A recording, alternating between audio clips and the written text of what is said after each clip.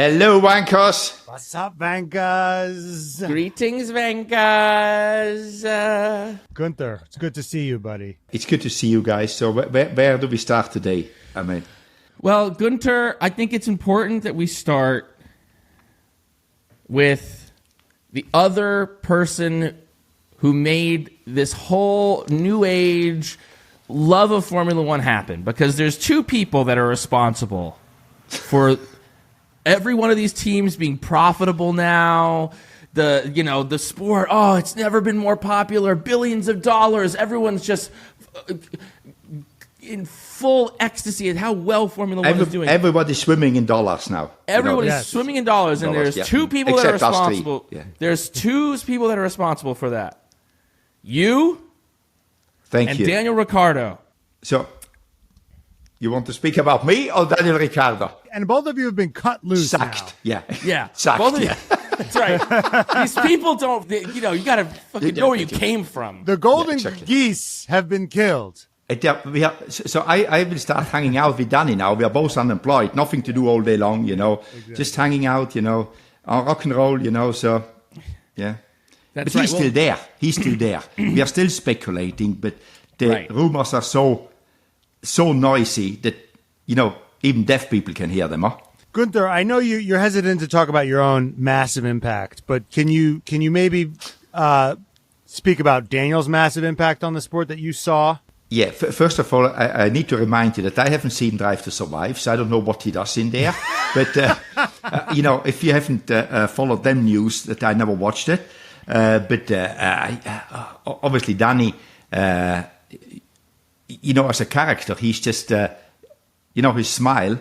And I think it's got to do also with big noses, because he has got a big nose and I've got a big nose, so must be that one, as well. Something to do with that one, Maybe that was the impact. Nothing to do with Formula One, just the nose of Guenther and Danny, That's right. So, no. and Matt and I both have big noses, and we haven't had as much of an impact as you guys. But you will get there. But within the F1 content creator space on the brands called TikTok and Instagram, we sometimes have a little bit of influence, and maybe that's because of our big noses. Yeah, exactly. It's all about the big nose.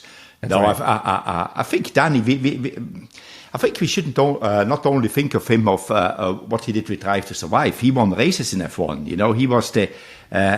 He was I think he's still a good driver. Obviously, he's not in a happy place. I watched him in Singapore after qualifying. I think he was on TV, an interview. He was not in a happy place. He was like, whoa. I said, Danny, you're not enjoying this, so sometimes when you don't enjoy something, it's better you leave, because there's a life for him after this, He always can come on with us, for example, and try to make a living, Of course, we welcome him. Of course. So, that's right. But no, he was a very good race car driver, he won races. He was racing against Max and then decided to move on from Red Bull, which in the end was a brave decision. And it worked out for a while, and then he just got stuck at some place, he couldn't do it anymore. Yeah, what do you see as our estimation of it is that he fit within the Red Bull spec, that his driving style suited the Red Bull car, maybe also suited the Renault car. But then when he was in, sometimes if you get a player out of position, or if you get a driver in a car that doesn't suit him, then all of a sudden they can't. Their ceiling is lower. Do you feel like that was ultimately maybe what happened with Daniel at McLaren? I don't really know, or having a teammate which beats him maybe did it mentally to him. It's one of these things. It's like Hülkenberg, Nico, when he was at Renault with Danny, suffered Danny a lot. He almost finished his career after that one. Or Danny almost, let's say, it killed Hülkenberg's career at the time.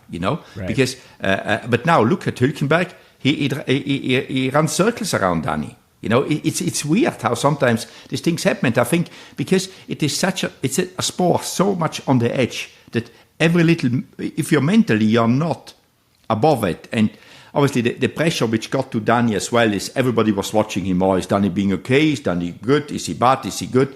And maybe he wasn't prepared for that and just couldn't deal with it. So I think he hasn't unlearned to drive a race car. It's just like he's not in a good space with his head.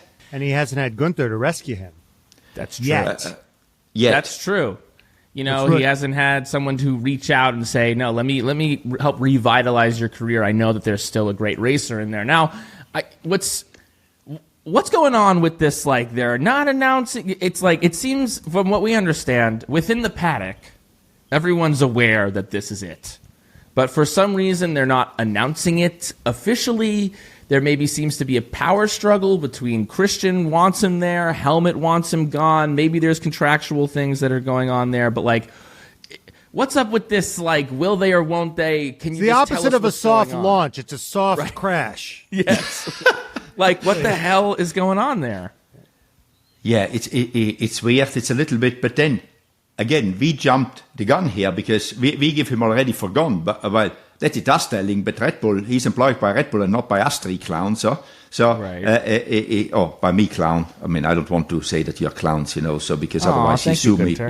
Yeah, you're very serious people. Yeah. For liability. It's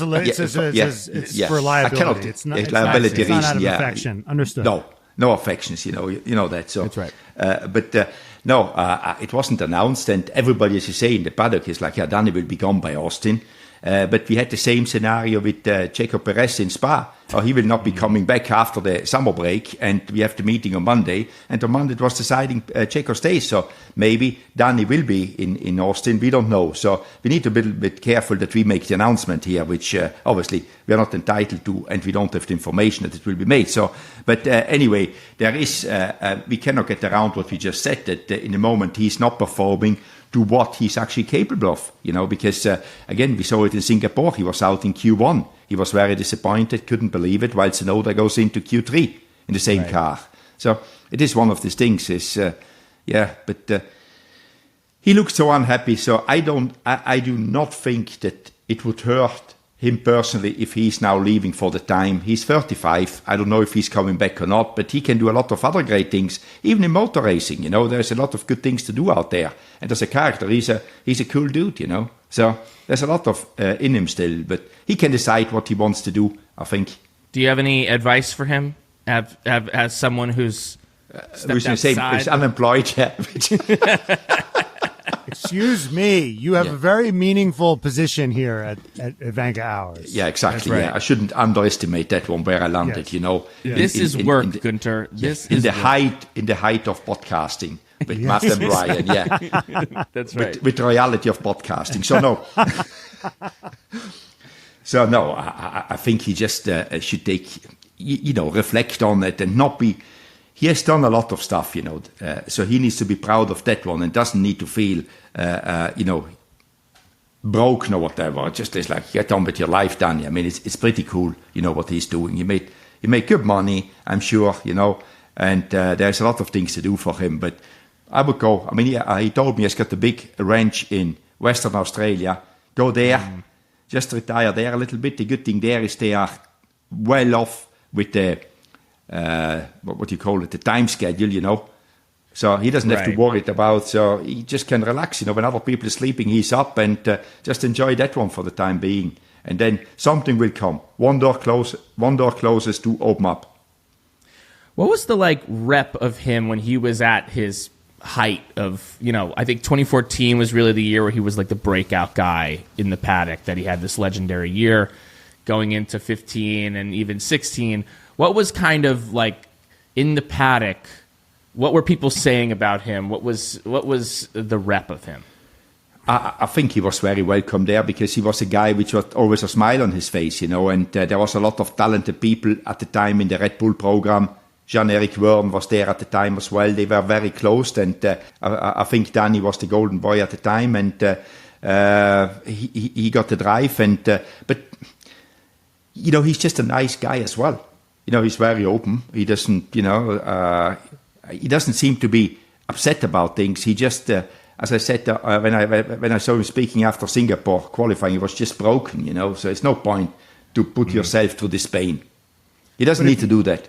But if the past you were to see his future, this guy that came in, sort of pushed Vettel out, the great Vettel, who was the golden boy of that program, would you be a little shocked to see that how he turned out, or do you see this happen all the time? A guy comes in, He's hot. He wins a bunch of races. People say he's the next he's a future world champion, and it never pans out perfectly.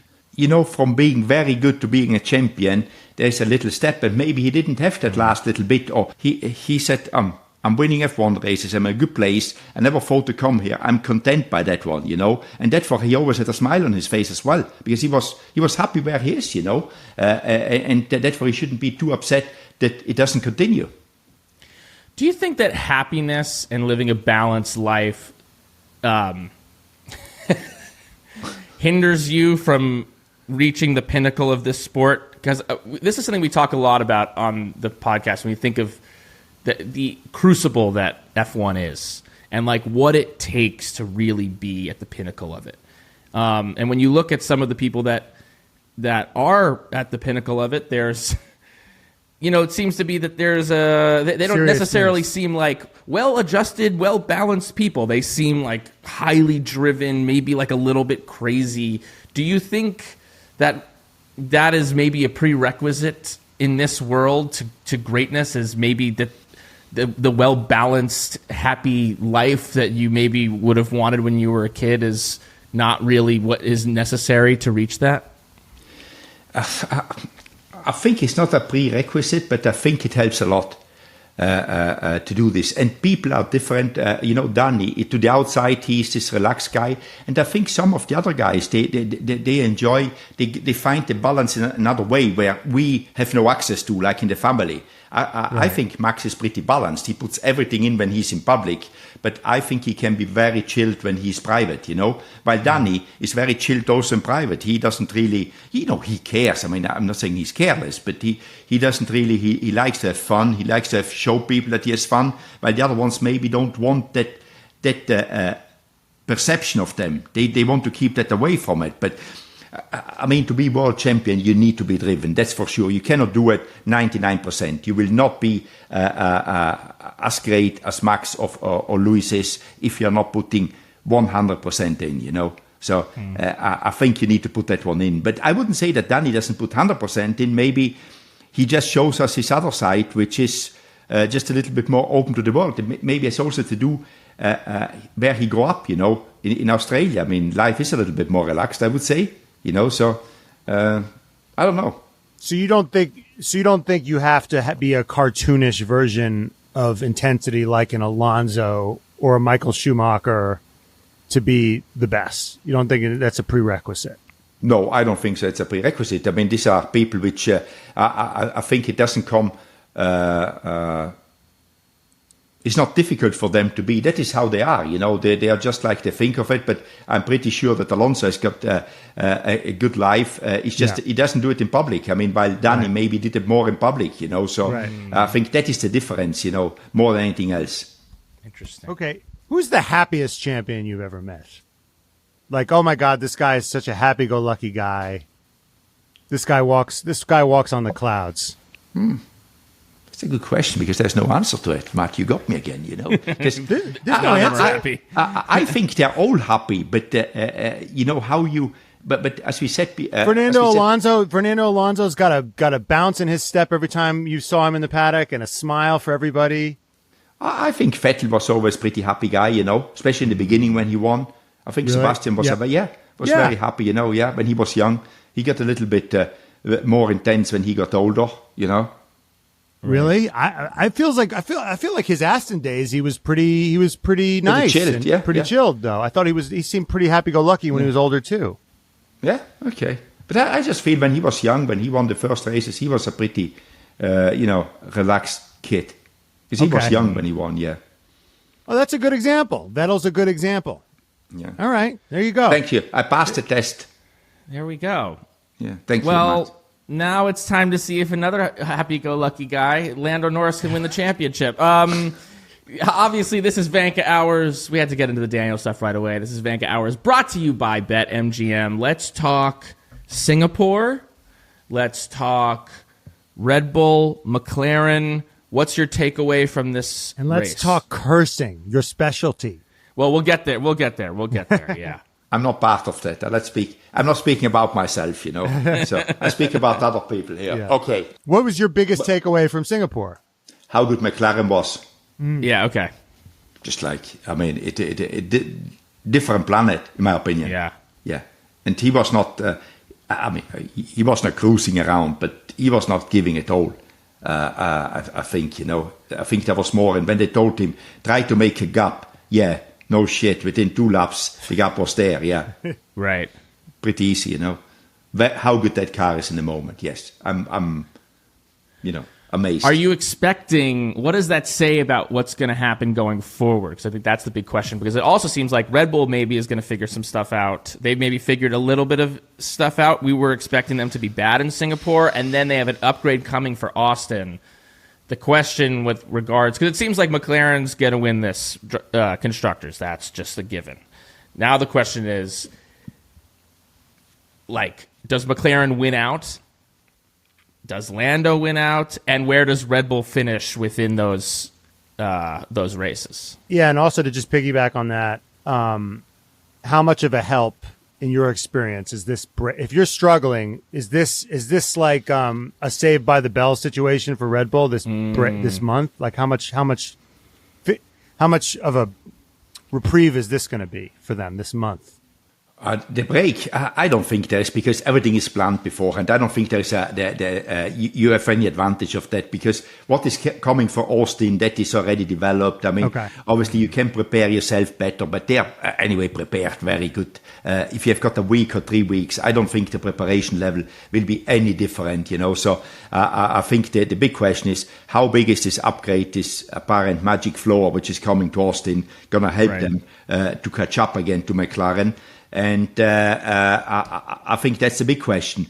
All the rest is pretty straightforward. I don't think to catch McLaren this year will be possible.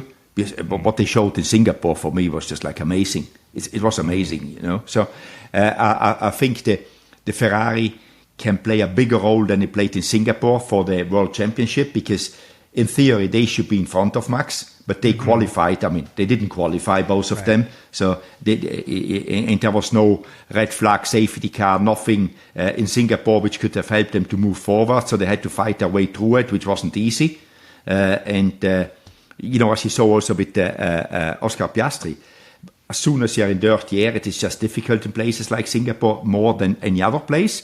So it is like, I think McLaren's a good way, but Max will be fighting to the end, to hang on to the championship. So you think best case scenario, even if the Red Bull nails their floor, they're not going to come close. The best case scenario is they get clear of Ferrari and Mercedes. Yeah, and they can take advantage if the McLaren make a mistake, have something going wrong. I think they more have to rely on McLaren messing it up than them getting it right. Okay. All right, this is brought to you by BetMGM. Okay, Max or Lando, you're placing a bet right now. Who are you betting on? I bet on Lando. Okay. I bet on Lando. It just was what I saw in Singapore was just so good, Except the few times he kissed the wall a little bit, but yes. Guenther, what do you make of what do you make of that? Of these, he puts in an almost perfect weekend. But then he almost runs himself off track alone 3 times. I mean, what does that say to you?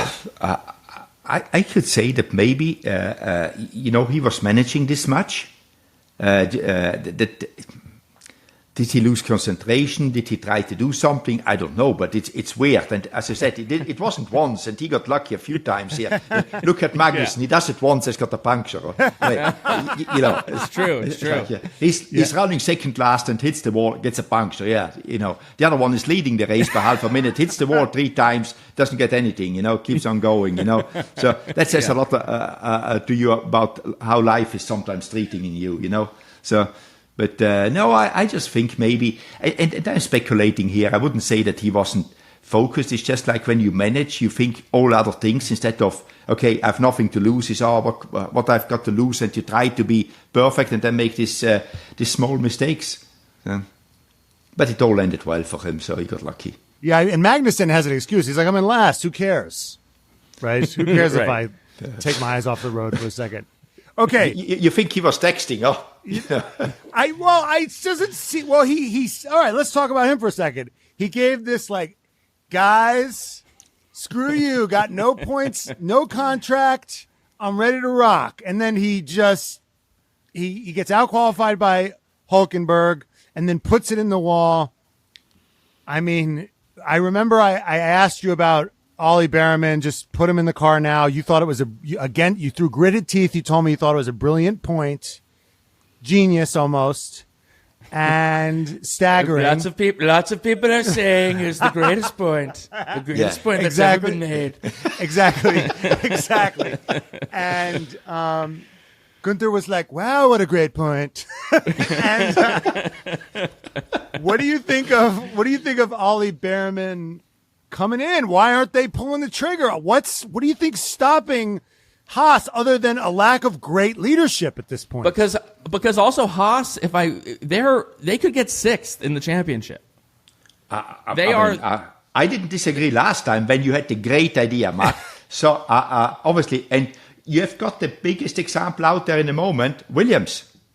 I mean, right. the great Alex Albon, the most talented driver after Michael Schumacher. There comes a guy which nobody even know how to pronounce his name. It's like, all right, where's this guy coming from, And I respect Alex a lot, and he's a good driver. But you can see that this Colapinto, Franco Colapinto, I mean, I didn't have him on my radar, nothing. Fair play to James Vowles. He discovered a very good talent there. The guy is coming in, almost beating or equal to Alex Albon, which we all know is a good talent. And the guy hasn't got a seat next year. So, okay. Say, what is there to be to lose to put Behrman in? You prepare him for next year, and it cannot get worse than being second last and hitting the wall. There has to be a reason why they're not doing it, right? Yeah, but I don't know them. I don't work. I was let go, Matt. If you didn't read the news, I thought you parted. You mutually agreed. Yeah, exactly. To leave. Exactly. We parted ways. Yeah, just like you're mutually agreeing to be in court right now. Yeah, exactly. So let's talk about this Colapinto.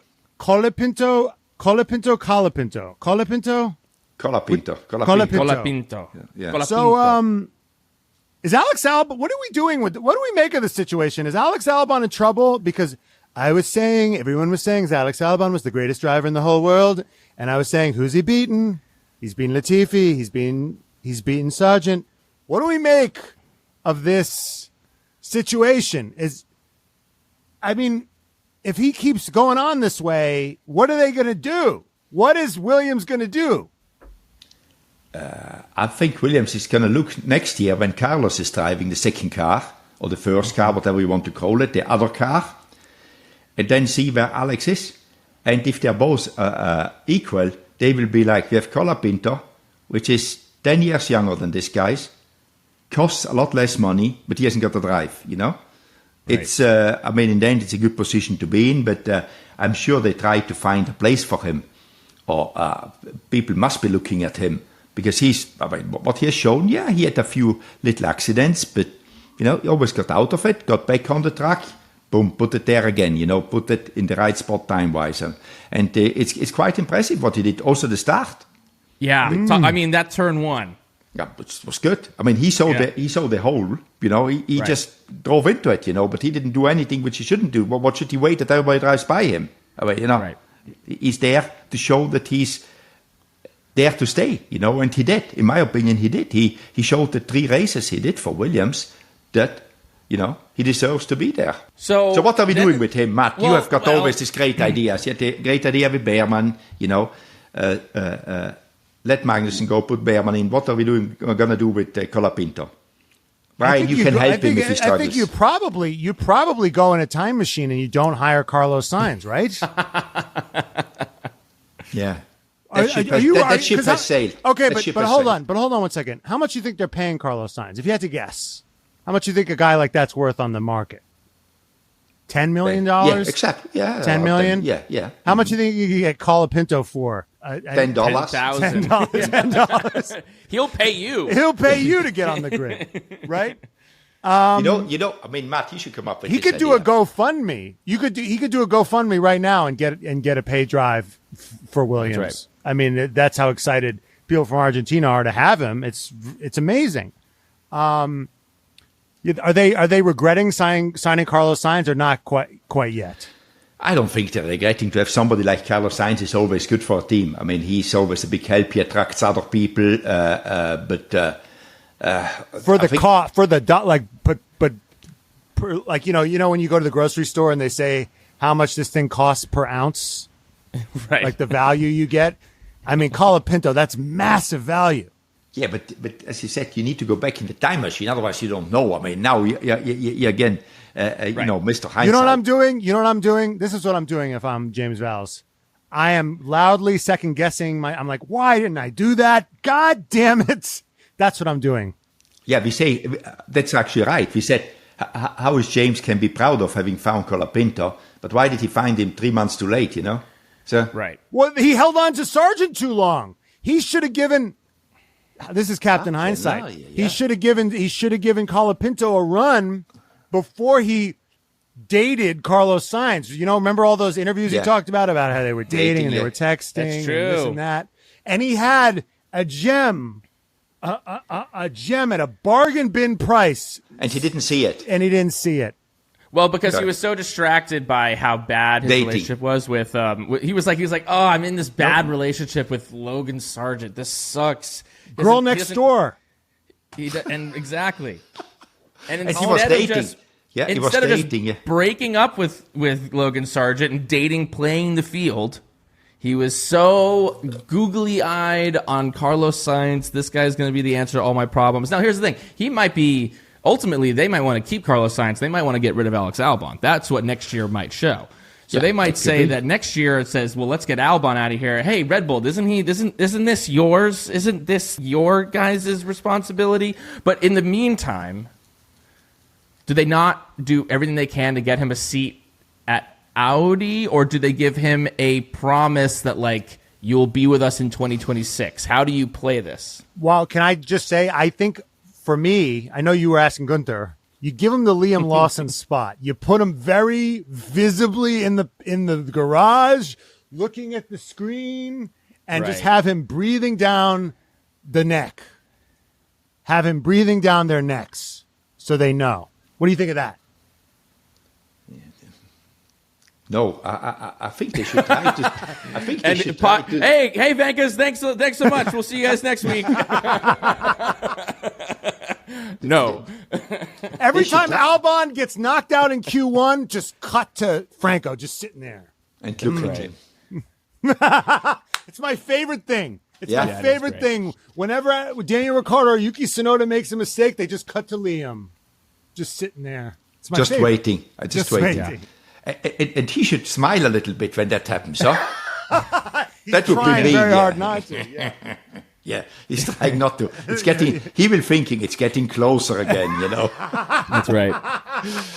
Oh, you're bad people. You're bad influence on me. What are you doing with Colapinto? What's your play? What's the move? I would try to give him to Audi. I would try. I mean, I have no idea if they want him or not. But he has shown that he can do it. And if Audi is into a young driver, he's a young driver, but he has shown that he can do it. So why not? Otherwise, I don't think there's a lot of options. I think Albon has got a multi-year deal with Williams. Yeah. So does Carlos. I think he's between a rock and a hard place in the moment, good old Colapinto. Call Mattia right now. Can we call him right now? Yeah, and say, you should take her. If you're Mattia, because then now the question of the Audi seats come up. It seems like Bortoletto's on the table, Colapinto's on the table, Bottas is on the table, and maybe on an outside shot, Daniel Ricciardo's, his hat's maybe in the ring, his Enchanté hat represented by Matt and I right now. But if you're Mattia, who are you trying to put in there? In the moment, I would try to put Colapinto in. It's young. Give him a short-term contract if you do well. I mean, they are not doing well, and next year will be again a tough year for them. You couldn't get Carlos. I don't know. I don't know his deal with Valtteri, what that is. But can Valtteri motivate himself, or does he actually want to do it to have another year like this year? possible. It's not a given that they have a year like this, but the chances are high. Is Valtteri really interested to have that one? And if he's interested, is he interested to do that or just to get the money? You know, so I think you have not a lot to lose, and something like Colapinto would be, I think, a good solution. But if I'm Audi, am I thinking to myself, why am I taking on a Williams reserve driver? I'm Audi. Because he's the best out there, you know. I mean, you don't have to be embarrassed about yourself. If you couldn't get Carlos, that's it, you know. Water under the bridge. Don't dwell on it. Take the next best option. And I think, as you said before, if James Vowles would have known how good Colapinto is, would he have dated with Carlos? No, he would have taken Colapinto for the good reason you said before, the money.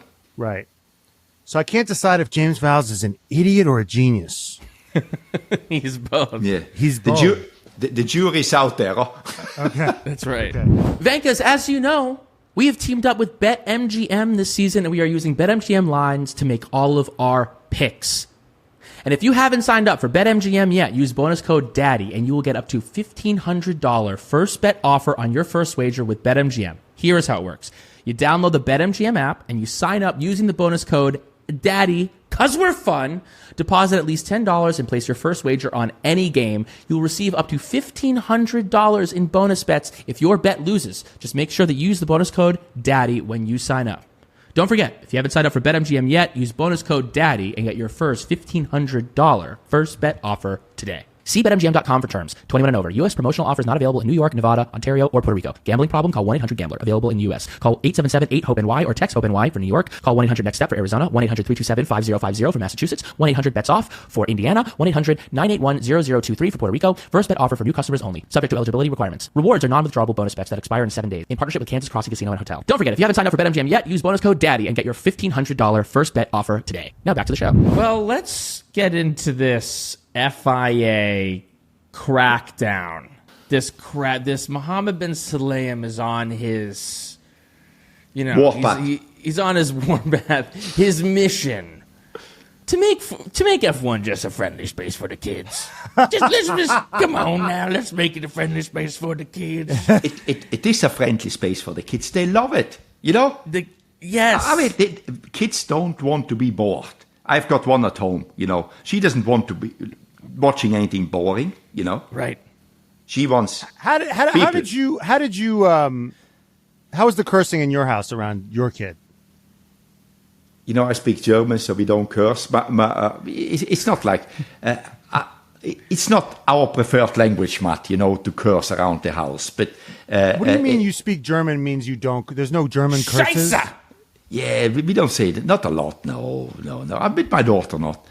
I think she's the better cursor than me if it gets to it, you know.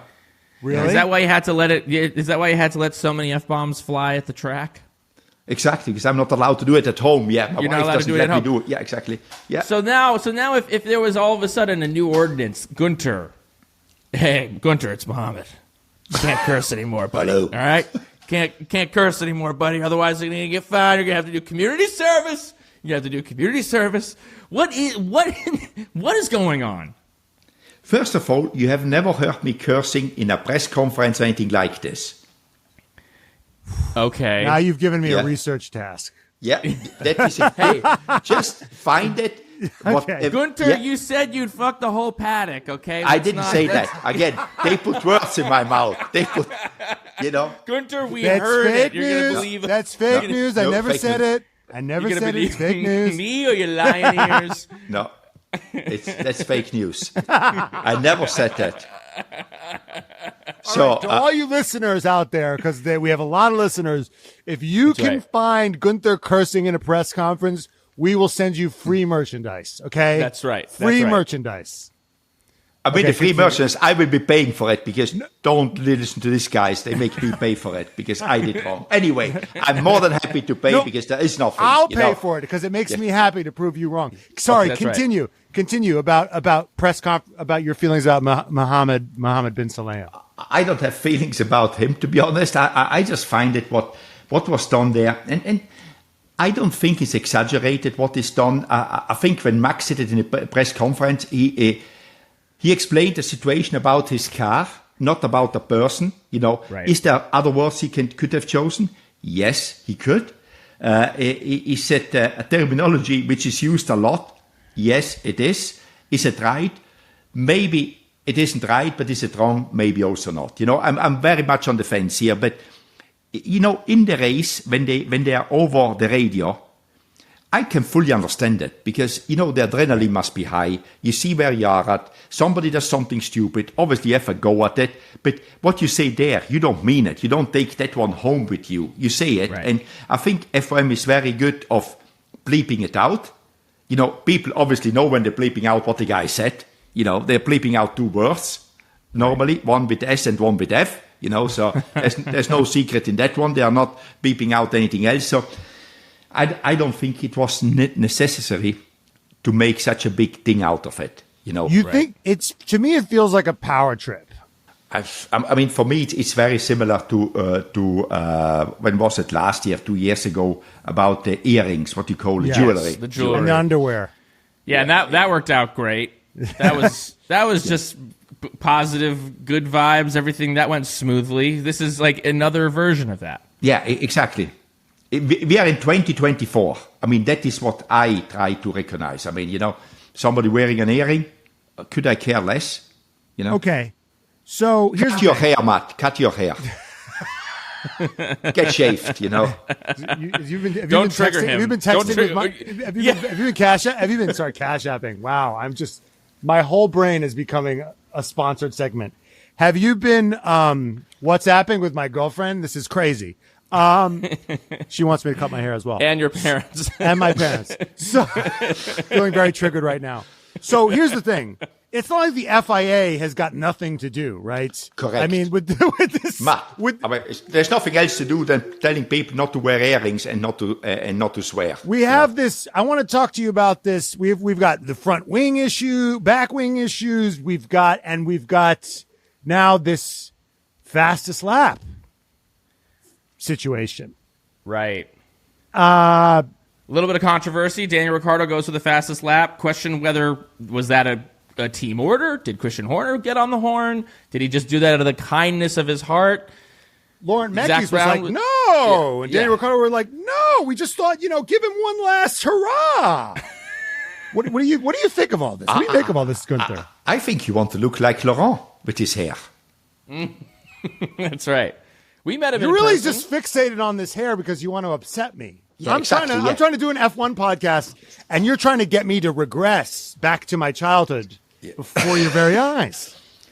No, I mean, this fastest lap, it was a little bit weird when it came. I think the issue there is that in a sport like Formula One, no owner should have 2 teams. You never get away from the suspicion that there is team orders between teams, not in one team, between teams.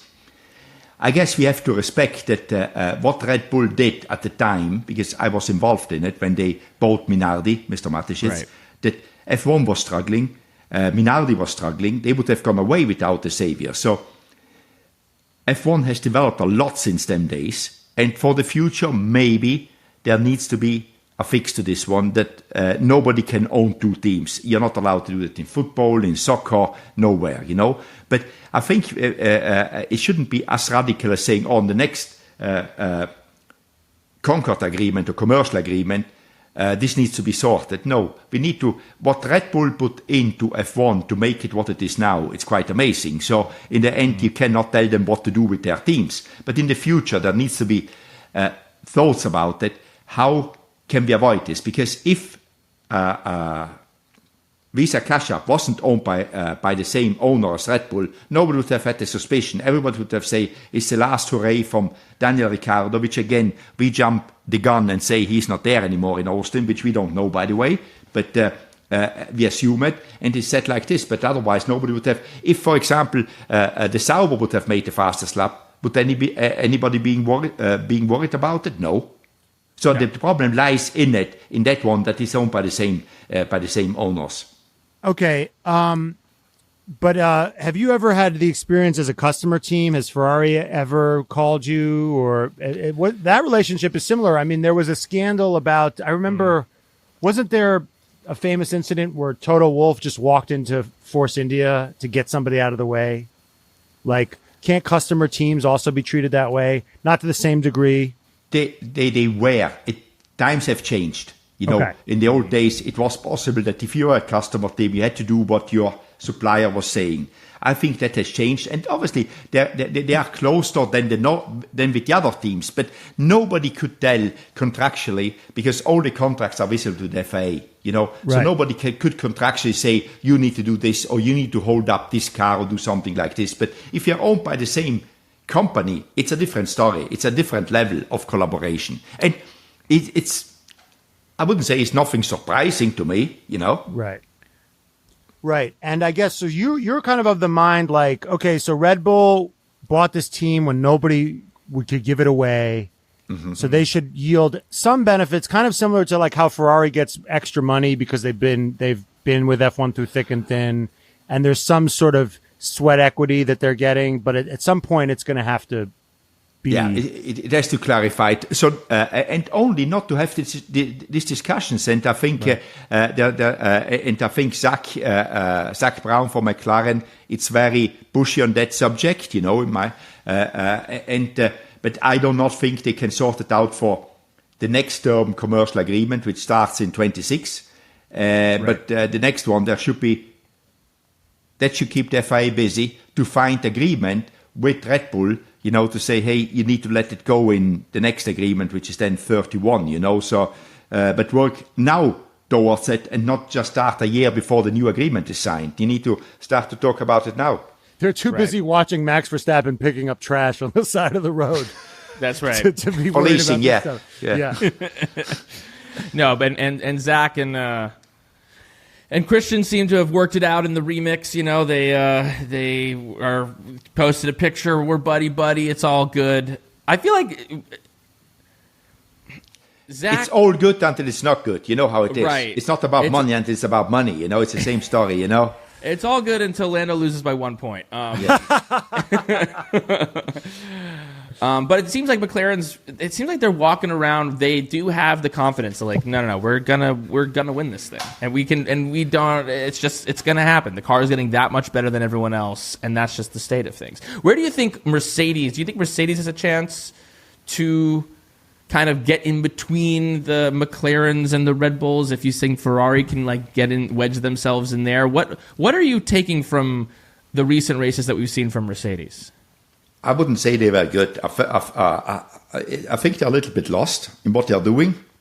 I mean, the comments from George, they're always the same. You know, we don't get the tire to work. Yeah, if your car is not good, your tire doesn't work. I'm sorry, you know.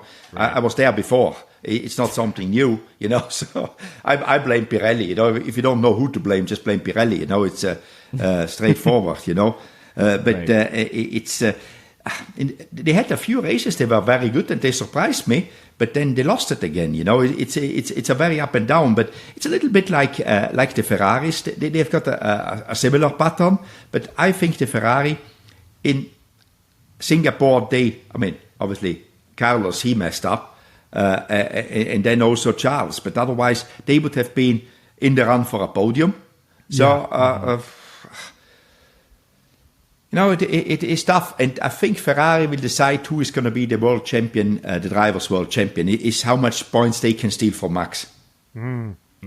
So Zach needs to be nice with Fred and not with Christian. Yeah, Fred helps him to steal points from. Yeah, Fred helps him. Yeah, maybe they give him. Well, orders. also, you know, Ferrari has a chance of getting second in the constructors as well. So they have a common enemy of wanting to get ahead of Red Bull. So that could influence that as well. Do you notice that the other teams start to hate the dominant team? So like, do you think Ferrari and Mercedes and Aston Martin, all the other teams are like, let's go McLaren, let's do this? You think you start rooting for McLaren, or back in the Mercedes days you start rooting for Red Bull, that sort of thing? Does that sort of start to happen? I think it switches pretty quick, because now everybody thinks like what McLaren showed in Singapore is like, wow, we need to start and hate them. And I think McLaren and Zach and Andrea do a good job to be loved, you know. He makes peace with Christian, you know, so he looks good, you know, we are all friendly people.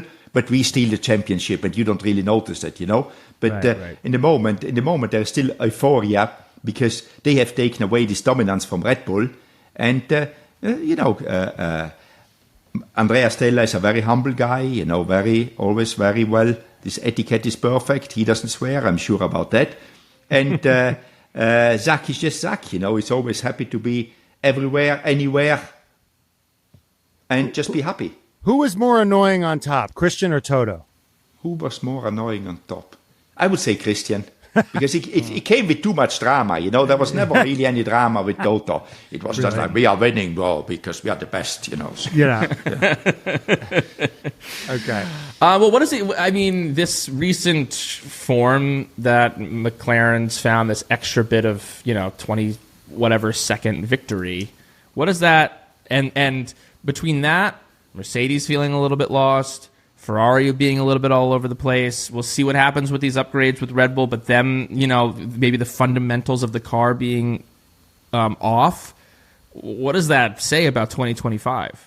Last time you asked me, McLaren is just fast because of the illegal rear wing. They didn't use the rear wing. They were even more dominant, So that's right. I think they just figured out how this regulation of the car works. But what I keeping positive in the moment is how quick it changed around. How quick everything changes. So you cannot say, they are dominant now. If they keep on this form this year, they are world champion.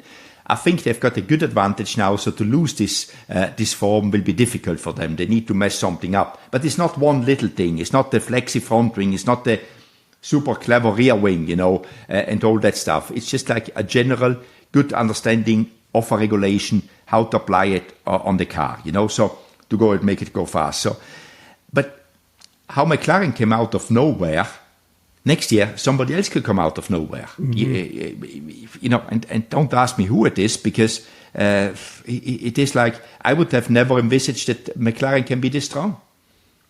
Guenther, can you explain something to me? A lot of people are attributing this Red Bull downfall to, a number of factors, but one of the attributions, whether it's true or not, is up for debate. But they're attributing it to Adrian Newey's left. Like, they don't have Adrian Newey anymore. And I'm confused. He said he was going to leave, but he's still there. Like, I don't understand this. What is it about F1 that if you announce you're going to leave, then you just get to stop working, or they don't hear your ideas, or all of a sudden you just get to cash a check and not show up to work? I'm confused why they, just because he's going to Aston Martin in 14 months or whatever it is, means he has to stop helping Red Bull? I think he's going to Aston Martin March next year. He finishes at Red Bull, huh? Right, but I don't understand why they're saying that they don't have Newey anymore. Well, he's not started it. He's not working there anymore since a while, I think, It's just like, that's what he's doing there for. He's gone. He's not going. I think he's working on the road car. He wants to finish that project because it's his signature on it. The Red Bull, what is it called? The Red Bull road car. I don't know what it's called. Yeah. When are you getting yours, Matt? Because I should get my one, I think, April next year. I'm waiting for them to work out the kinks. It's kind of like the iPhone. I want them to work out maybe the next edition. Okay, yeah. I'm going to watch a few YouTube reviews. Okay. see the comments. So compare that with a Cybertruck and make a decision. Yeah. What do you think about the Cybertruck, Guenther, as a car guy? Well, I want to hear first you before I give my opinion. You want to hear our opinions first? Yeah.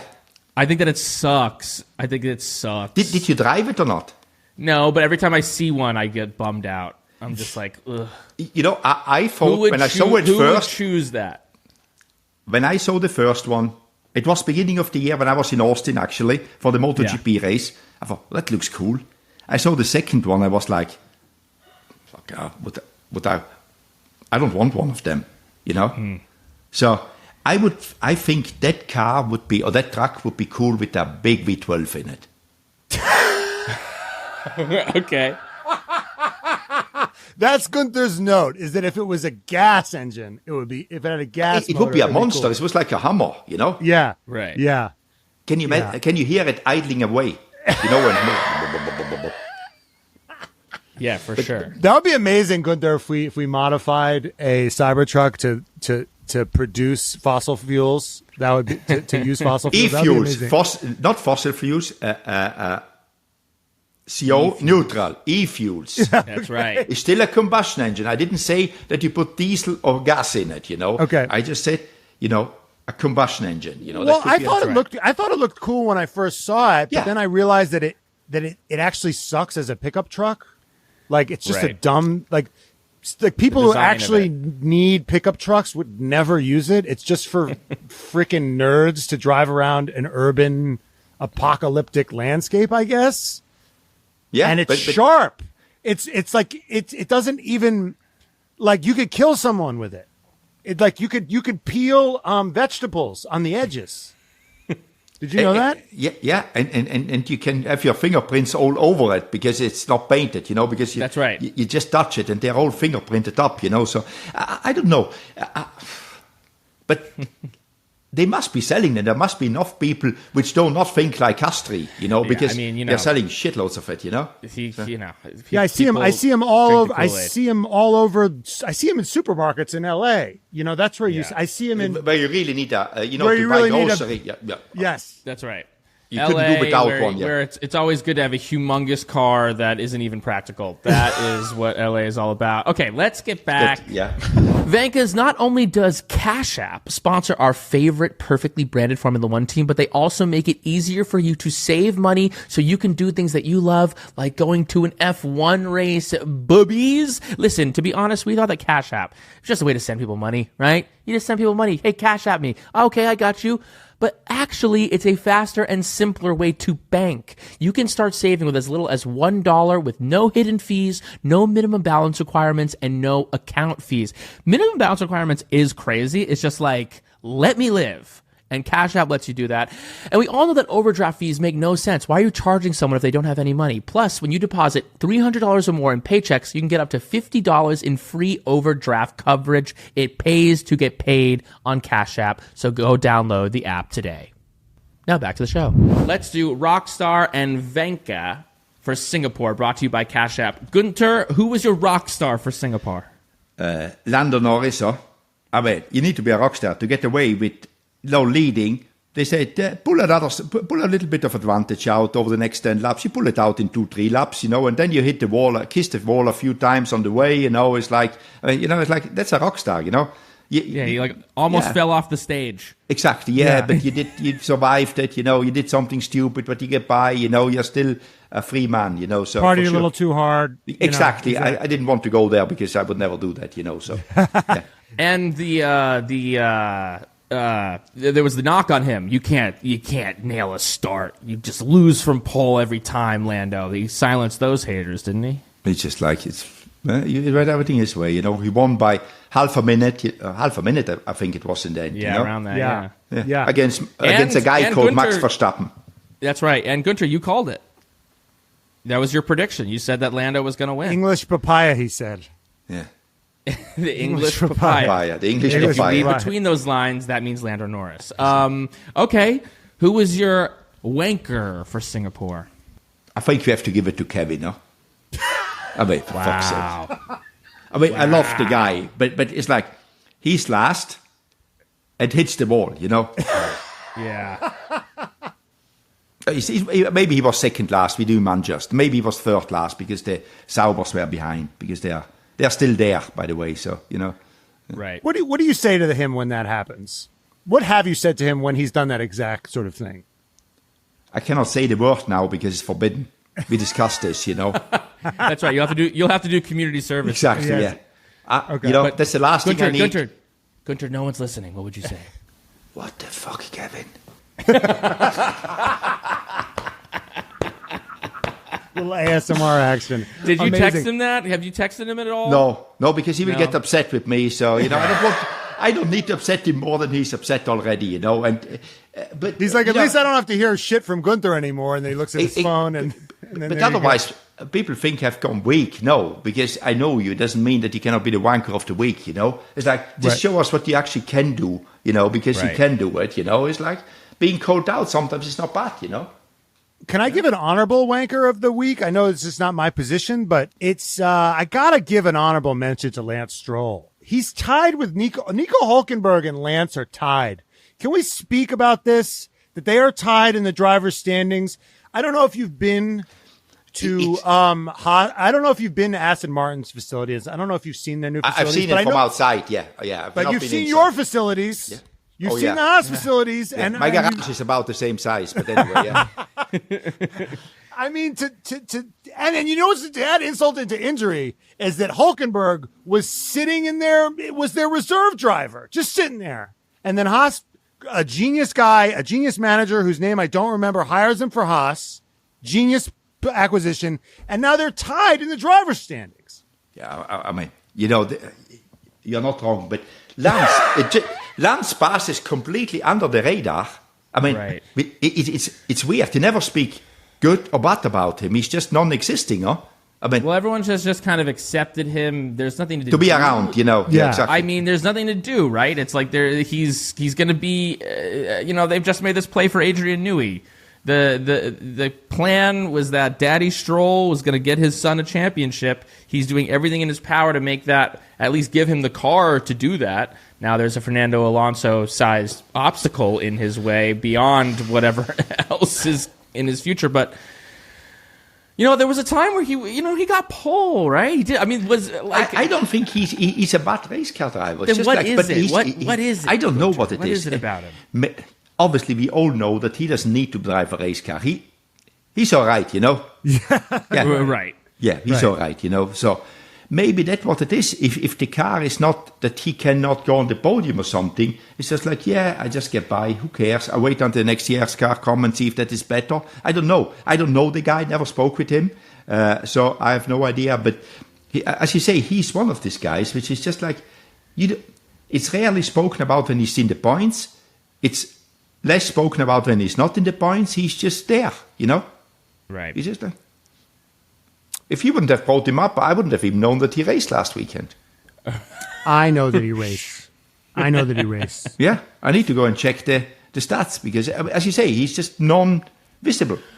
Well, it's we're entering into this era with F1 right now where there aren't these chaos agents that there used to be. There was always a Latifi, a Mazepin, a Logan Sargent, and now there's never a DNF. These guys, there's never crashes in these races. There's no safety cars. There's been however many Singapore GPs. There's always been a safety car. There's no safety car this year because these guys are just too good. But then there's always the cars are too good. We are too good. The cars are reliable, but then there's Lance, and I think I think we are entering into an interesting era where like. For a few years, there was like waves of young guys, right? Like when George, Charles, Albon, Lando came in, there was a wave of here's the young talent. And then there was this whole period where like no new talent, and now we're in a new wave of young talent has come in. But then there's Lance, who's just never going to go anywhere, despite whatever happens. He'll just never... No, he was never young. He will never be old. He will be The rules don't apply to him. No. Yeah. He's above the rules, I got to say, though, you got to take your hat off to him because, I mean, if you were that set up, I mean, would you get up every morning and fly to wherever? And I don't know. I guess that's the one nice thing I'll say. Yeah, but he's not flying like you and me. That's true. Right. That's exactly. True. Yeah, another big, before we get to the fan questions, there's been another big departure at Red Bull. Will Courtney is leaving Red Bull after 20 years. He was the head of race strategy. He'll be joining McLaren as sporting director. Just another top Red Bull employee who is now, fled the nest. What do you make of this? What's the rap on him? Is he all he's cracked up to be? I mean, sooner or later, nobody will be left at Red Bull. Huh? There will be empty offices because everybody's going, So. Will. He was there a long time. I think I employed him in the beginning when I was there. I think it was even Jaguar days still. Maybe could be, So, yeah. But obviously, I think it's one of these things. He didn't see progression within Red Bull, and maybe got an offer from McLaren to be sporting director there. which they haven't got one in the moment, and maybe Andrea Stella doesn't want to do it all himself, and just builds up the team and makes it stronger. And Will for sure is a good hire for them. Will has done it a long time. He knows his way around. He knows strategy. He knows sporting rules. He has been, I don't know how many races over the last 20 years. So for sure good. But Red Bull is restructuring anyway, and maybe he wasn't part of that plan. So, yeah, it's things like this happen in F1, but for sure, it doesn't make Red Bull stronger by people like Will leaving. Do you think of Red Bull as having had, from our estimation, they've always kind of had the best strategy on the pit wall? That they kind of, in the years of dominance with Mercedes, there was not, there was less of a. When they got exposed, like the strategy kind of came out because they were used to just being out in front. Do you see that as being the case? And do you think that he was a part of that and can maybe bring that to McLaren? Because they've had their own strategy issues this year. Yeah, for sure. As you say, I think Red Bull made the least mistakes. Because the strategy, you don't hear if it goes right, you just hear if it goes wrong. And you rarely hear that it went wrong at Red Bull. And for sure, Will is part of that one. He was the head of it, So, I think as a sporting director, I don't know if strategy will work for Will at McLaren, but he knows how to do it and what is needed. So for sure it will help them.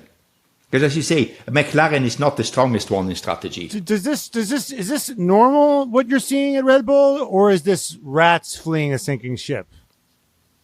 It's a little bit more than normal, because you just need to go back to last years. How many people were leaving there? Nobody. No one was leaving the last 10 years. And all of a sudden this year, they're leaving left, right, and center. I mean, Jonathan Wheatley, Adrian, Will, who else? I mean, there's a long list of people which are leaving. So that didn't happen before. But it's also cyclical, It's like people who have been there a long time, and one is leaving, the other one says, oh, that would be a good move for me as well. And obviously we are not our strongest moment right now. So let's get out of here while I'm still worth a lot of money because I was in the best team, or the best team the last 5 years.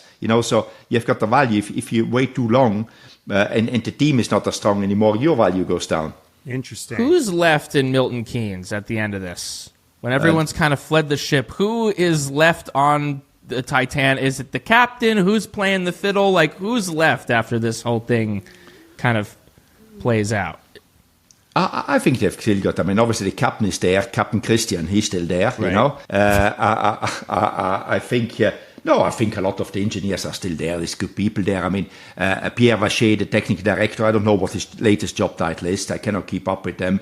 He's very good. He's still there. So they will build up again with younger talent they have got in there. And what it is when you're like this is gives opportunity to the people which otherwise would go, and you never give them the opportunity internally. Now with people leaving on top, there is the next people coming in, and they could be as good as the people leaving, or even better. You just don't know. You need to find out. But I think they're such a strong team that they can fill a lot of the jobs from within. So Christian had a much publicized power struggle with everyone. Helmut Marko, Jos Verstappen. He had the allegations levied against him, and he came out and he stood his ground, and then they came out and they kicked everybody's ass in the beginning at Bahrain, and it seems like he had the backing. The rumors are that he had backing of the Thai side, and I don't know, but now, and it seems like he won the King of the Hill battle there. The scrum for the position, but I guess is with all these guys throwing darts at him, it seems like maybe his results there have been the thing that saved him. But if this run of form continues of them not performing, if they perform, if the performance continues to slide into 2025, does that support that got him through these turbulent times start to wane? Absolutely. As you say, when you are winning, whatever you do, you are okay. Once you start not winning, you get vulnerable. Your bulletproof jacket is getting thinner and thinner. And more and more bullets are shot. And at some stage, obviously, defending yourself is difficult. So, I mean, what for sure Christian is working on to get back to the form they were beginning of the year to win, and then again he's safe. So it's exactly as you explained it. You are very good in explaining politics. Yeah, that's what people have always said. I was like such a savvy political player. Yeah. Yeah, but There is an election. everyone was coming. dying for Matt to run for class president. I fought for president. Yeah. I mean, Okay, and then the question is Max Verstappen. He's talking about how not cursing makes him want to leave Formula One. I mean, he doesn't. It seems like he doesn't want to stick around in anything that he doesn't like doing for too long. So, at what point does he follow in the steps of Adrian Newey or whoever it is, and where would you see him landing? Do you see him landing at Aston, or do you see him landing at Mercedes? Because those seem to be the options. I see him landing at Mercedes. I still see him landing at Mercedes. But now he has got options as well with Adrian going to Aston. But I see him landing at Mercedes in 26. Which means that George Russell's going to be at Red Bull, because now Christian Horner's saying, hey, maybe... do you think that's just him jabbing back at Toto after Toto spent the entire year trying to court Max? Oh, for sure, it's a lot of jabbing going on. But there is no smoke without fire. You know that. So I'm sure Christian needs a top driver if Max is leaving, until they find their own one again. George is for sure out there. Two quick fan questions. This is from Baroque College student. What's your go-to drink at a bar or restaurant? A glass of red wine. I'm simple. What kind of red wine? What kind of red drinking? wine? Cab, Merlot. Depending on the time of the year. In winter, something heavier. In summer, a little bit lighter. A little Pinot or something. But in winter, it will be Cabernet or Zinfandel.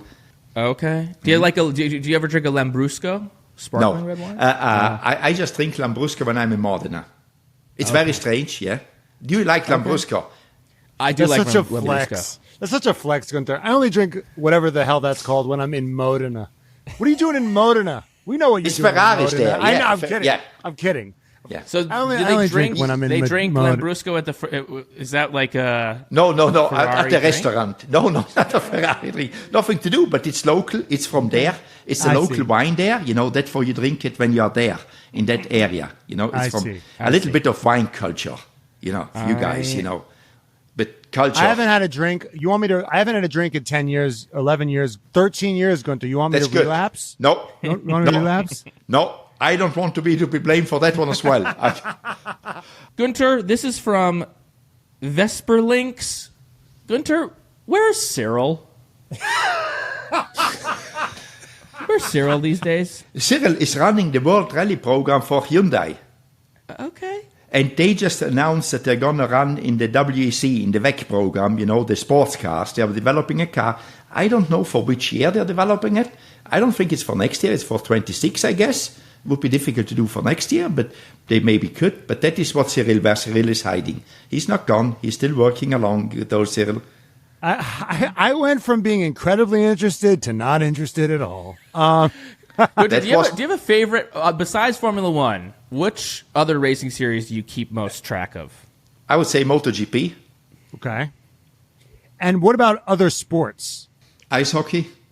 Like NHL? Okay, well, we know that you're... No, more where I come from. That I watch a little bit NHL, but not. I don't know any details from it. So is there like watch the- Italian hockey on TV that you watch? No. I normally, when in winter I'm there, I go and watch the games.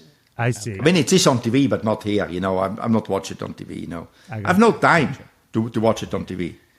I should have time because I'm unemployed. Yeah, you're unemployed, Guenther. I don't know what you're busy What doing. are you doing? Oh, exactly. I think We do this once a week. So. If you want to start an Italian hockey podcast, let us know. Yeah, there will be three right. people listening to it. But anyway, it's us three basically.